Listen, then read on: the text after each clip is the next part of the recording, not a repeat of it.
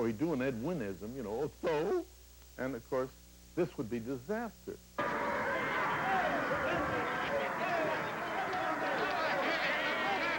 On a Playhouse Night, for example, on Thursday night at 9:30, ready or not, you were on the air from coast to coast.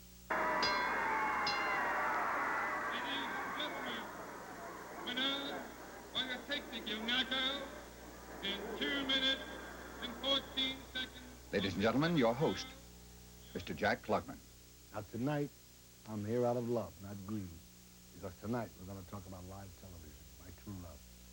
You know, live television drama is a rarity these days. There was a time back in the 50s when you could find at least one live drama on TV every single night. I know, because I was probably in it. Oh, they were exciting, and they were classic, and they were modern, intriguing, wonderful. But most of all, they were live. And I don't want to gloss over that word.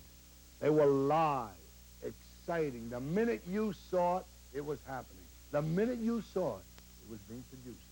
Sure, some of the shows were terrible, but an awful lot of them were gems. They were part of anthology shows called Goodyear Playhouse and Kraft Theater and Studio One and U.S. Steel. And after the shows, if we actors did not appear in them, we would gather like you the next day and talk about it. Wasn't he good? Wasn't she bad? Wasn't that a terrific story? Wasn't it interesting? Not like today. It really was exciting. And we were known to you as those people because you were used to movie stars or Broadway stars. We were new. It was a new industry. We were pioneers. Every night that you did it was opening night. And as Tommy Mitchell, God rest his soul, used to say, and every night is closing night. On a Playhouse Night, for example, on Thursday night at 9:30, ready or not, you were on the air from coast to coast. And everybody was charged up to make it right.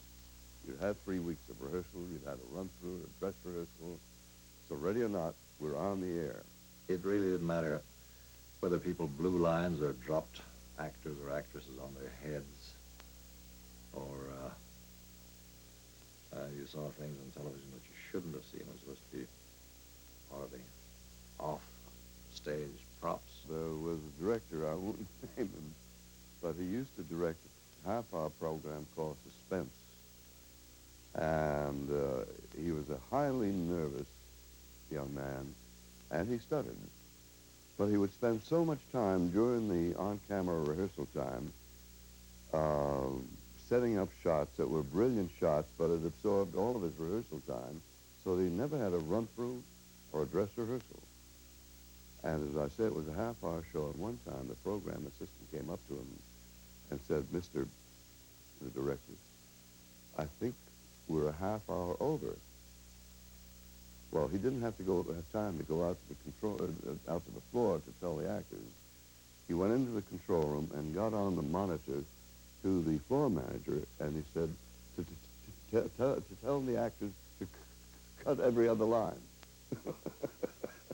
Oh, I don't know if Keenan's going to remember this or not. We were doing The Last Tycoon. Keenan and I were in a two-people scene, and he had this long, involved explanation to me, and he got into the middle of it, and he got to where, and I could see his eyes opening wide, wide, wide, and I knew it was coming, and he says, "Well?" And that was it. I had to run through a page of Keenan's speech and come up with some sort of an answer to it as well. That was all. And then later on, I think Keenan says, "What happened to you? How come you forgot?" But television was not isolated from currents in society in those days. It had its drawbacks, too. As Rod Serling's wife, Carol, recounts. You must remember this was the time of the blacklisting and McCarthy days. And there was so much pressure put on by networks, sponsors, advertising agencies. A single phone call to a sponsor at that time by a member of the White Citizens Council, or anyone for that matter, could ruin an artist's career. I remember plays like Galsworthy's Loyalties wasn't done because it dealt with anti-Semitism. Thurber's Male Animal, it was about freedom on college campuses. That wasn't done. Oscar Levant was fired because he made a comment about Vice President Nixon. And then there was the other problem. As Rod Serling used to say, how can you do a live drama when every 7 minutes the story is interrupted by 12 rabbits selling toilet paper? But somehow we managed. And that's somehow. We had incredible writers. We had Patty Chayefsky and Gore Vidal and Reginald Rose and Rod Serling. We had brilliant young directors. We had Johnny Frankenheimer and Sidney Lumet and Arthur Penn and Ralph Nelson. And let me tell you about some of the wonderful and genius producers. Fred Coe, the daddy of them all. Wonderful Herb Brodkin. And the man behind the first 90-minute TV drama ever done, Marty Mann. I was already here doing, in Hollywood, that is, doing a series called Climax, and I had a call from CBS to come in to discuss this new show, which was to be called Program X. And I said, what is Program X? And they said, that's the reaction we want the audience to have. And it turned out that what it was to be was a 90-minute weekly dramatic series, the first ever. In the fall of '56, Rod Serling's Requiem for Heavyweight aired as the first original 90-minute television drama ever. Requiem confirmed Rod as a major new writing talent. He was a very intense writer. He was a very fast writer. In the beginning, he wrote on typewriter, but after a while, he started using a dictaphone because he could go faster. And that was marvelous to listen to because he would play all the roles himself. He'd be Mountain, he'd be Mace, maybe not Grace. Not only was the script a fascinating and brilliant one, but Marty Manulis came up with a brilliant cast, including a surprise piece of casting using Keenan Wynn's father, longtime funny man Ed Wynn, in his first serious role. Oh, Keenan sure had mixed feelings about that news. And I said to Rod, I said, well, now, Rod, you know, he's never done this sort of thing before, and I think you should keep that in mind. And he said, well, we'll see what it's like. I said, fine. So I got back in a week, and this Requiem for Heavyweight was at my house, and I read it, and I flipped for it. And my dad at that time lived in an apartment on Beverly Glen. And I called him on the phone, and he said, come on down. I want to talk to you about this thing. So I went down, and I said, well, what do you think? You going to do it? And he said, oh, I don't think the part's big enough. And I said, what? He said, I said, I'll tell you what I'll do. I'll trade parts with you. And he said to me, they wouldn't let me wear my funny clothes in that part, would they? I said, no, you have to be a real person. He said, well, I don't think I can do that to my public. And I looked at him, and I had to say what I said. And it seemed like an hour. I said to him, what public, Dad? Well, the first reading was a total disaster. And all of us, as we read along this long table, just looked around at one another because Ed could not read. He had not been used to reading. He was used to doing his own clown stuff, which was like, I have an 11-foot pole for people I wouldn't touch with a 10-foot pole. That was his kind of humor. And we looked at each other, and we tried a couple of days of rehearsal, and it was a disaster. And finally, Keenan came to me and said, look, I can't let my father disgrace himself in front of 20 million people. And by the second week, he was unbelievably bad. He didn't improve at all. He was just terrible. And then it started. You know, everybody wanted to replace him. And it was a terrible position for everybody. For me, because I agreed with him that it was not good for him. It was a terrible situation. And the most gentle man of all was Jack Palance. It was a very important part for him. And he was so gentle. You've heard all kinds of stories about Jack being rough and, well, it's just ridiculous.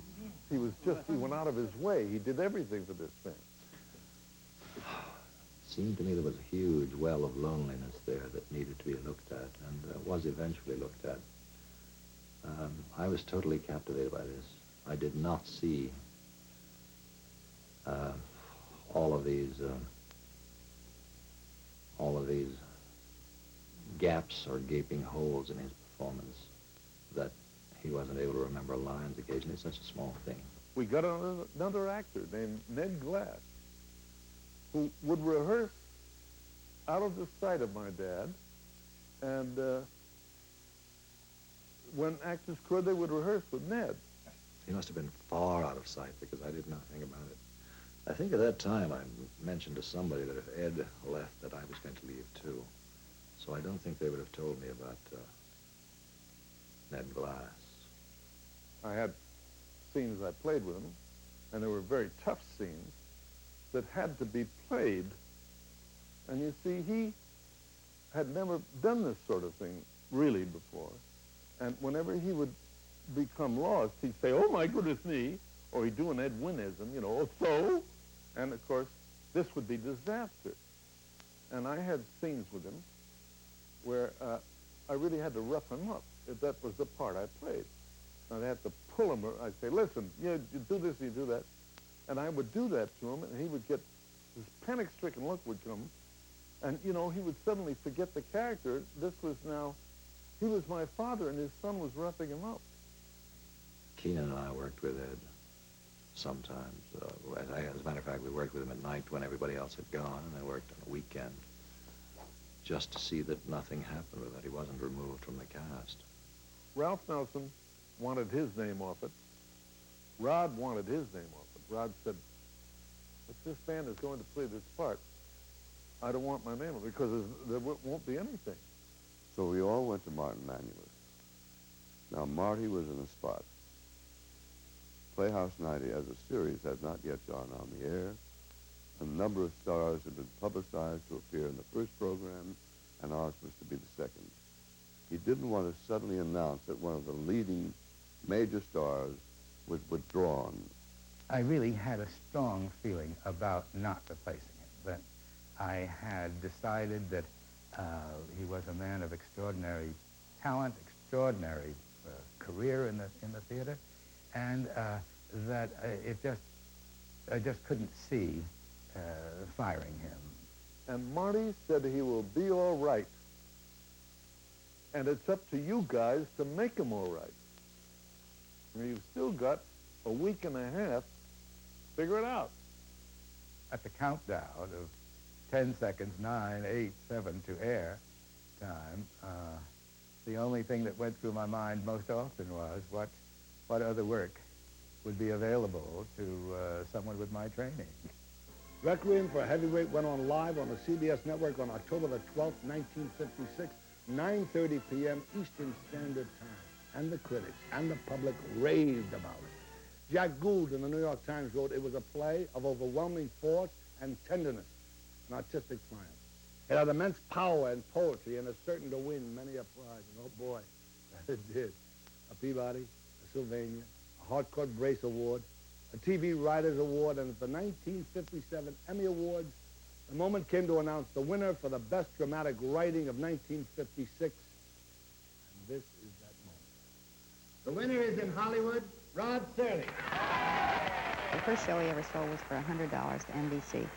But then patterns happened, and it was just an unbelievable sort of reaction. The industry, the media, the critics loved it. Everybody loved it. He had this flash-in-the-pan elephant on his back. You know, was he a one-shot writer? Would he ever do anything that was really, really great again? A writer rarely gets an opportunity to get in front of a camera, so I'm going to take this opportunity. It's pretty old hat for people to try to share some of the respect and honor one gets. Toss it around a bit so a lot of people can enjoy it, but I simply have to. How much do you pay for the invaluable services of a producer like Marty Manulis, creative director like Ralph Nelson, a wonderful procast like Jack Palance, Keenan, Wynn, and Ed Wynn, and to the Academy, thanks for all of us. I'll take it home. Right. 2 weeks after the show aired, Jack Gould once again wrote glowingly about Requiem and urged the second showing when the opportunity permits. You, along with me, are about to see the showing of Requiem for a Heavyweight, which is a kinescope. That is a black and white film taken off a television screen as it was performed live. No second takes. It happened, and you will see it. The Nick at Night movie will return in a moment.